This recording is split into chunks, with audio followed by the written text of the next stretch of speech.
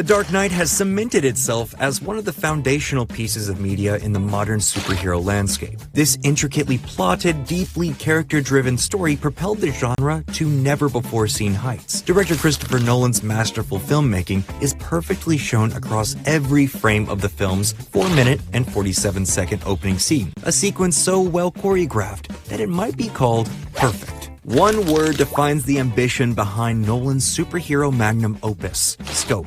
Coming off the back of the franchise resurrecting Batman Begins, Nolan and company had the grandest of ambitions for their sophomore effort. They wanted to take the canvas that they established with Begins and extrapolate it out to be a crime epic worthy of the likes of Heat, Once Upon a Time in America, or The Godfather. And against all odds, they succeeded. The scene opens with two criminals in clown masks breaking a window out of a high-rise and firing a zip line at a nearby building. The tension-filled soundtrack and illicit activity immediately sets up a dramatic tension that harkens back to classic crime capers. The city of Gotham is nothing if not synonymous with crime, and this film cements that idea right out of the gate. We quickly move to a wide shot of another criminal, waiting on a street corner, holding a duffel bag, and carrying a clown mask. We next intercut between the criminals on the roof ziplining across a cavernous expanse onto the roof of the adjacent building, and the three criminals in the truck discussing how many men are involved in the heist. We also learn that this project has been set up by a mastermind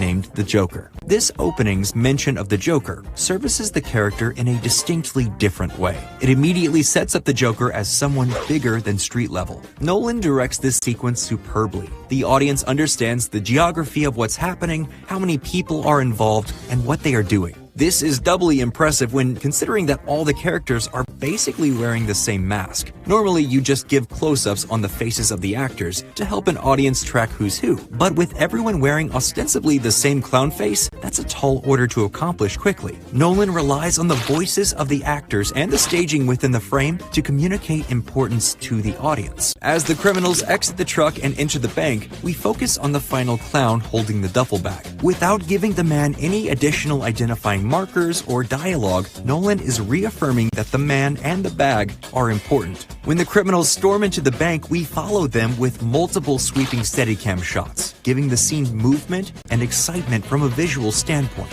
It puts us with them, storming the facility. Next, the duffel bag clown opens his bag, revealing that it's filled with grenades and explosives. As a bank teller triggers a silent alarm and the criminals on the roof notice that it wasn't attempting to call the cops, but a private line, that can only mean one thing: organized crime. We get a quick insert of iconic character actor William Fichtner's bank manager looking apprehensive. And then we follow the duffel bag criminal as he hands out grenades to the bank hostages and employees. William Fichtner pulls out a sawed-off shotgun, stalks towards the bank robbers, and starts screaming, "You have any idea who you're stealing from?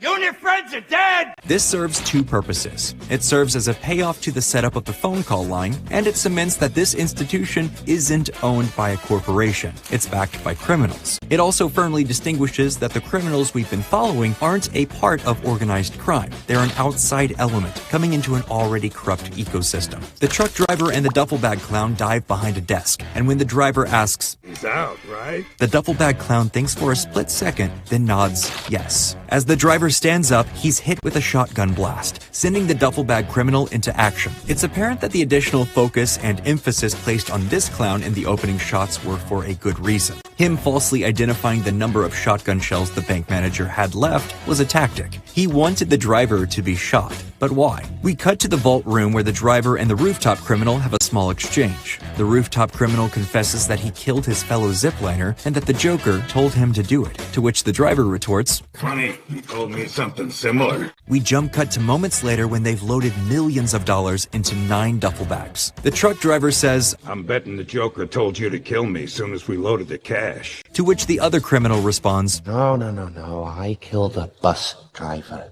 Acting as a setup for the highly unexpected and perfectly staged shot where a bus careens through the front of the building and kills the truck driver. This is a tonally perfect adaptation of the Joker's goofy antics from the Silver Age appearances, but evolved to put into Christopher Nolan's grounded and more realistic world. The static camera serves to accentuate the absurdity of this violent act, After loading the bus, killing the driver, and having an interaction with the bank manager, the duffel bag clown unmasks, revealing himself to be the Joker. This opening serves as both an introduction to the character of the Joker, the world of Gotham, and how those two puzzle pieces fit together. And just to make sure the audience can track what's happening, the Joker is introduced 3 times in the scene, visually twice and verbally once. This goes back to the idea of the scope that Nolan is working at. He's not going to just give his villain one hero shot, he's going to construct a whole scene that acts as both a character introduction, world introduction, and film introduction.